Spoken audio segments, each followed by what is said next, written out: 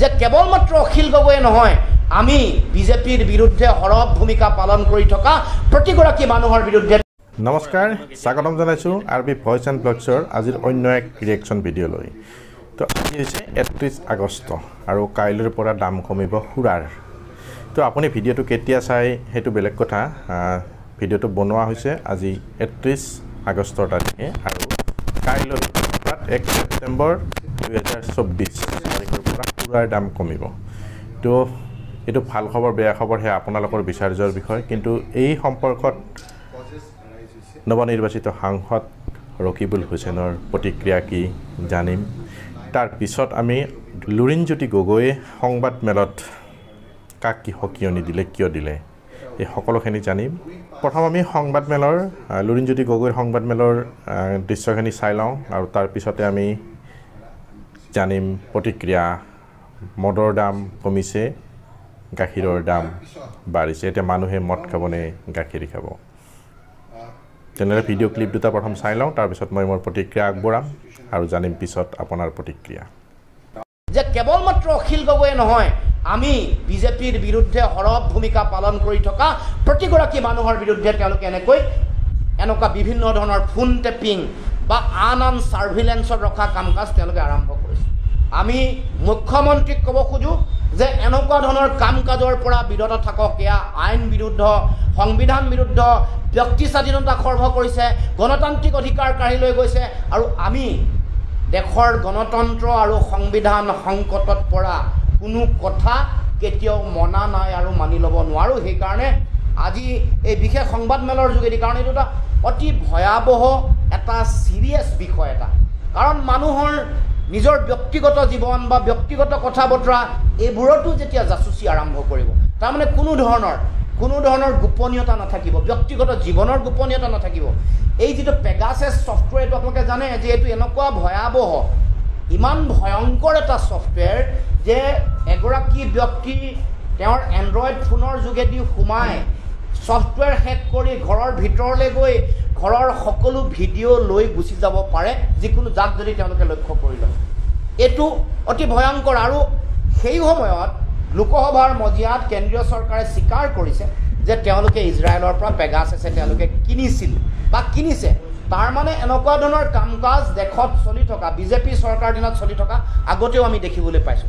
আপোনালোকে জানে যে যেতিয়া গুজৰাটত গোধৰাকাণ্ড হৈছিল, গোধৰাকাণ্ড হোৱাৰ পাছত বহু ধৰণৰ বিভিন্ন সাক্ষী, বিভিন্ন অভিযোগ দিয়া মানুহৰ সাক্ষ্য নষ্ট কৰিবৰ কাৰণে, ফেক এনকাউণ্টাৰ কৰিবৰ কাৰণে এনেকৈ আইন বহিভূতভাৱে, সংবিধান বহিভূতভাৱে বহুতক ছাৰ্ভেলেঞ্চত লৈছিল আৰু তেওঁলোকৰ কথা বতৰা তেনেকৈ চৰকাৰী যন্ত্ৰই শুনি হেক কৰি ফোন টেপিং কৰি তেওঁলোকৰ বিৰুদ্ধে বিভিন্ন ব্যৱস্থা গ্ৰহণ কৰিছিল। তাৰমানে এইটো গণতন্ত্ৰৰ প্ৰতি বৰ ভয়ংকৰ এটা অশনি সংকেত, ভয়ংকৰ সংকেত। অসমতো এনেকুৱা ভয়ংকৰ পৰিস্থিতি আৰম্ভ কৰিব খুজিছে। কি দুখ আছিল মা ভৱানীৰ দৰে এটা সৰু প্ৰেছৰ এগৰাকী স্বত্বাধিকাৰী অসীম হাজৰিকা, যাক দিনটো তেওঁৰ ইনকম, তেওঁৰ আয় বন্ধ কৰি দিনটো পুলিচে আবদ্ধ কৰি ৰাখিছে। কি এই অধিকাৰ কেনেকৈ পালে? তেওঁ যিকোনো মানুহৰ XYZ ABCD যিকোনো মানুহে দিয়া কাম তেওঁ কৰিব পাৰে। তেওঁৰ গাত কোনো ভুল নাই। আজি মই দিলে এখন যদি মই পোষ্টাৰ বনাব দিওঁ, এখন যদি বেনাৰ বনাব দিওঁ, তেওঁ কৰিব। তেওঁৰ নিজৰ আয়ৰ কাৰণে, নিজে পইচা ঘটিবৰ কাৰণে এনেকুৱা ধৰণৰ প্ৰতিষ্ঠান তেওঁ গঢ়ি তুলিছে। কিন্তু তেওঁৰ কি দুখ? তেওঁৰ মোবাইলটো দিনটো জব্দ কৰি ৰখা হৈছে। তাৰ মানে সাধাৰণ জনতাকো এফালে অন্যায় কৰিছে, অত্যাচাৰ কৰিছে, উৎপীড়ন কৰিছে, তাৰ লগে লগে মানুহৰ গণতান্ত্ৰিক অধিকাৰ নাইকিয়া কৰিবৰ কাৰণে, গণতান্ত্ৰিক কণ্ঠ ৰুদ্ধ কৰিবৰ কাৰণে এনেকৈ উঠি পৰি লাগিছে।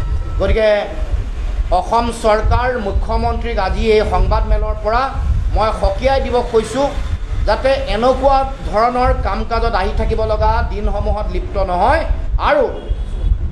আৰু এই কথাও ক'ব খুজিছোঁ যে তেওঁ এনেকুৱা ধৰণৰ ভয় ভাবুকি বা এনেকুৱা ধৰণৰ কাম কাজে আমাৰ যিটো গণতান্ত্ৰিক যিটো কণ্ঠ, মানুহৰ ন্যায়ৰ কাৰণে, জনতাৰ ন্যায়ৰ কাৰণে আমি যি কাম কাজ কৰিছোঁ, ইয়াক বাধা দিব নোৱাৰে, ইয়াক ৰুদ্ধ কৰিব নোৱাৰে।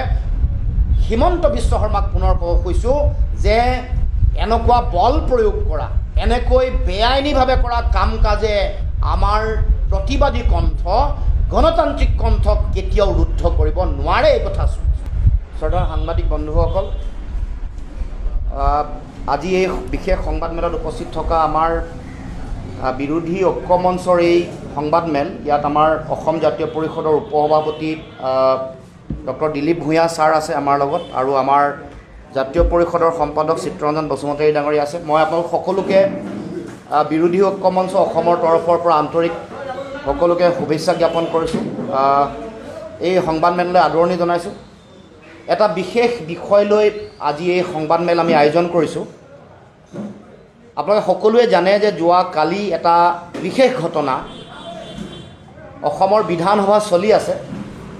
বিধানসভাৰ মজিয়াত যোৱা কালি বিধায়ক শিৱসাগৰ বিধায়ক অখিল গগৈ ডাঙৰীয়া উপস্থিত থাকিব পৰা নাই, কাৰণ স্বাস্থ্যজনিত বিষয়। কিন্তু তেওঁ স্বাস্থ্য বেয়া হোৱাৰ মাজতে বিধানসভালৈ যোৱাৰ এটা পৰিকল্পনা কৰিছিল, আৰু সেই মৰ্মে এখন বিশেষ পোষ্টাৰ বনাবৰ কাৰণে পৰিকল্পনা আগনিশা তেওঁ কৰিছিল। কৰাৰ পাছত আমি দেখিবলৈ পালোঁ যে এই বিষয়টো চৰকাৰী যন্ত্ৰই গম পালে, আৰু গম পোৱাৰ পাছত য'ত এই পোষ্টাৰ বনাব দিয়া হৈছিল, সেই পোষ্টাৰ বনোৱা যি মা ভৱানী প্ৰেছ, যাৰ স্বত্বাধিকাৰ অসীম হাজৰিকা, জয়ানগৰস্থিত গুৱাহাটীৰ যিটো প্ৰেছ, তাত তেওঁলোকে পুৱাৰ পৰা তেওঁলোকে ঘেৰাও কৰি ৰাখিলে।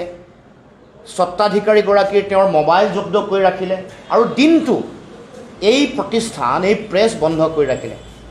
অৰ্থাৎ এয়া অসমত ফেচিজিমৰ আৰম্ভণি, এয়া স্বৈৰতান্ত্ৰিক শাসন ব্যৱস্থাৰ আৰম্ভণি। সমগ্ৰ পৃথিৱীত এনেকৈ স্বৈৰতান্ত্ৰিক শাসকে যেতিয়াই তেওঁলোকৰ শাসন ব্যৱস্থাত জনতাৰ জনকণ্ঠক ৰুদ্ধ কৰিব খোজে, গণতান্ত্ৰিক অধিকাৰ কাঢ়ি লৈ যাব খোজে, তেতিয়াই এনেকুৱা ধৰণৰ কাম কাজ আৰম্ভণি কৰে। ফোন টেপিং এটা ইলিগেল কাম, এটা বেআইনী আইন বহিৰ্ভূত কাম, অসাংবিধানিক, ভাৰতবৰ্ষৰ সংবিধানৰ পৰিপন্থী এটা চিন্তা। এই চিন্তাক কিন্তু বিজেপি দলটোৱে, চৰকাৰখনে তেওঁলোকে বিভিন্ন সময়ত এনেধৰণে তেওঁলোকে কৰিব খুজিছে, বা এই প্ৰক্ৰিয়াৰ যোগেদি ফোন টেপিং বা যি সমাজত চৰকাৰৰ বিৰুদ্ধে, চৰকাৰৰ বিভিন্ন গণতন্ত্ৰ বিৰোধী কাম কাজৰ বিৰুদ্ধে, জনতাক কৰা অন্যায়ৰ বিৰুদ্ধে মাত মতা যিসকল ব্যক্তি আছে, তেওঁলোকক এনেকৈ ছাৰ্ভেলেঞ্চৰ মাজত ৰখাৰ প্ৰক্ৰিয়া তেওঁলোকে আৰম্ভ কৰিছে। এই কথা আমি শুনি আছিলোঁ, খবৰ পাই আছিলোঁ। কিন্তু যোৱাকালি আমি কাৰ্যত এইটো প্ৰতিফলিত হ'ল যে চৰকাৰে মানুহৰ কণ্ঠ ৰুদ্ধ কৰিবৰ কাৰণে বা চোৰাংচোৱাগিৰি কৰিবৰ কাৰণে তেওঁলোকে ইতিমধ্যে কাম কাজত জঁপিয়াই পৰিছে। তেওঁলোকে ইতিমধ্যে তেনেকুৱা ধৰণৰ ব্যৱস্থা গ্ৰহণ কৰিছে। গতিকে আমি চৰকাৰক, অসমৰ মুখ্যমন্ত্ৰীক ক'ব খোজোঁ যে এনেকুৱা ধৰণৰ বেআইনী সংবিধান বিৰোধী কাম কাজৰ পৰা মুখ্যমন্ত্ৰী, চৰকাৰ বিৰত থকাটো উচিত। আমি সকীয়াই দিব খুজিছোঁ যে এনেকুৱা ধৰণৰ কাম কাজ, সংবিধান বিৰোধী কাম কাজত জড়িত নহ'ব। ইতিমধ্যে আপোনালোকে সকলোৱে জানে যে কা বিৰোধী গণ আন্দোলনৰ সময়ত ভাৰতবৰ্ষত বিভিন্ন প্ৰান্তত ইজৰাইলী চোৰাংচোৱা যিটো ছফ্টৱেৰ পেগাছেছ আনি বিভিন্ন ধৰণৰ তেওঁলোকে ফোন টেপিং, বিভিন্ন ছাৰ্ভিলেঞ্চ, এই কাম কাজ তেওঁলোকে আৰম্ভ কৰিছিল। চোৰাংচোৱা, এনেকুৱা ধৰণৰ চোৰাংচোৱাগিৰি কৰিব পাৰিব তেতিয়া যেতিয়া কোনোবাই ৰাষ্ট্ৰসংঘাত কৰিছে, দেশৰ সংবিধান বিৰোধী কাম কৰিছে, দেশদ্ৰোহিতা কৰিছে। আমি যি কাম কৰি আছোঁ জনগণৰ হকে, জনগণৰ প্ৰতি কৰা অন্যায়, এইবোৰৰ বিৰুদ্ধে মাত মাতি আহিছোঁ। গতিকে এনেকুৱা ধৰণৰ কথা বতৰা, গণতান্ত্ৰিক অধিকাৰ কাঢ়ি লৈ যাব খোজা কোনো ধৰণৰ কথা কেতিয়াও গ্ৰহণ কৰা নহ'ব। মানে মদটো কমিব, গাখীৰটো বাঢ়িব, হয় নহয়? আকৌ এবাৰ প্ৰশ্নটো কৰক। প্ৰশ্নটো আহে নাহে আপোনালোকৰ তাত? উত্তৰটো নহ'লে বুজি নাপাব নহয়, অলপ প্ৰশ্নটো ভালকৈ কৰক। অঁ, কি প্ৰশ্ন কওকচোন? সুৰাৰ দামটো, সুৰা মানে মদটো কমিব, গাখীৰটো বাঢ়িব, হয় নহয়? স্কুল বন্ধ হ'ব, লগত সেইটোও আছে। ৭,০০০ স্কুল বন্ধ। এই স্কুলবিলাক চৰকাৰী কৰা স্কুল নহয়, বহু কষ্টৰে টি গাৰ্ডেন ট্ৰাইবেল এৰিয়াত কষ্ট কৰি সেই সময় মানুহে তাত কৰা ডাঙৰ ডাঙৰ হোমেন বৰগোহাঁই ডাঙৰীয়া, ডক্টৰ নগেন শইকীয়া ডাঙৰীয়া, ভৱেন্দ্ৰ নাথ শইকীয়া স্বৰ্গীয়, তেওঁলোকেই পঢ়া স্কুলবিলাক, সেইবিলাক স্কুল বন্ধ।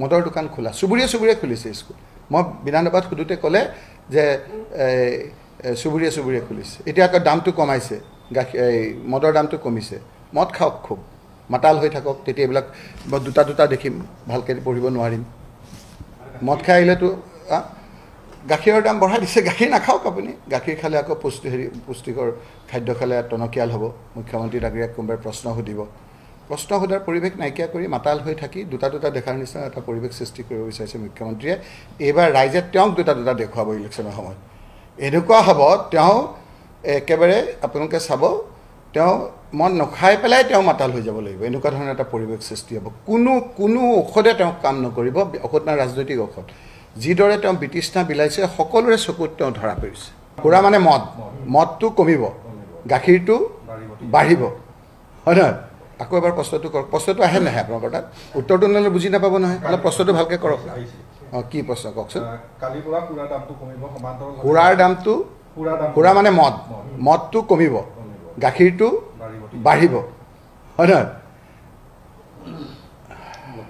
স্কুল বন্ধ হ'ব লগত সেইটোও আছে ৭,০০০ স্কুল বন্ধ এই স্কুলবিলাক চৰকাৰী কৰা স্কুল নহয় বহু কষ্টৰে টি গাৰ্ডেন ট্ৰাইবেল এৰিয়াত কষ্ট কৰি সেই সময় মানুহে তাত কৰা ডাঙৰ হোমেন বৰগোহাঁই ডাঙৰীয়া ডক্টৰ নগেন শইকীয়া ডাঙৰীয়া ভৱেন্দ্ৰনাথ শইকীয়া স্বৰ্গীয় তেওঁলোকেই পঢ়া স্কুলবিলাক সেইবিলাক স্কুল বন্ধ মদৰ দোকান খোলা চুবুৰীয়ে চুবুৰীয়ে খুলিছে স্কুল মই বিধানসভাত সোধোতে ক'লে যে চুবুৰীয়ে চুবুৰীয়ে খুলিছে এতিয়া আকৌ দামটো কমাইছে মদৰ দামটো কমিছে মদ খাওক খুব মাতাল হৈ থাকক তেতিয়া এইবিলাক দুটা দেখিম ভালকৈ পঢ়িব নোৱাৰিম মদ খাই আহিলেতো গাখীৰৰ দাম বঢ়াই দিছে গাখীৰ নাখাওক আপুনি গাখীৰ খালে আকৌ পুষ্টিকৰ খাদ্য খালে টনকিয়াল হ'ব মুখ্যমন্ত্ৰী ডাঙৰীয়াক কোনোবাই প্ৰশ্ন সুধিব প্ৰশ্ন সোধাৰ পৰিৱেশ নাইকিয়া কৰি মাতাল হৈ থাকি দুটা দেখাৰ নিচিনা এটা পৰিৱেশ সৃষ্টি কৰিব বিচাৰিছে মুখ্যমন্ত্ৰীয়ে এইবাৰ ৰাইজে তেওঁক দুটা দেখুৱাব ইলেকশ্যনৰ সময়ত এনেকুৱা হ'ব তেওঁ একেবাৰে আপোনালোকে চাব তেওঁ মন নখাই পেলাই তেওঁ মাতাল হৈ যাব লাগিব এনেকুৱা ধৰণৰ এটা পৰিৱেশ সৃষ্টি হ'ব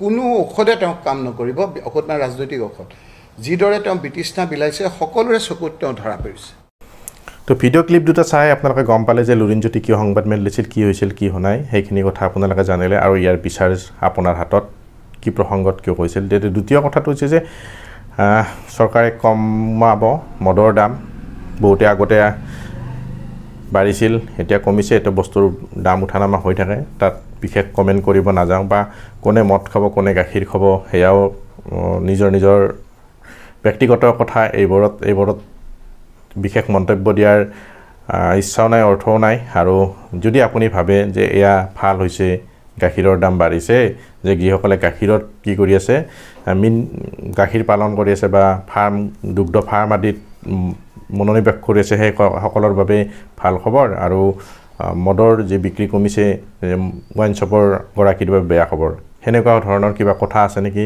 আপোনালোকে কি ভাবে তেনেকুৱা কিবা হ'ব পাৰে নেকি তো আপোনালোকে জনাব আপোনালোকৰ কমেণ্ট বক্স খোলা আছে জনাবলৈ নাপাহৰিব আপোনালোকৰ কমেণ্ট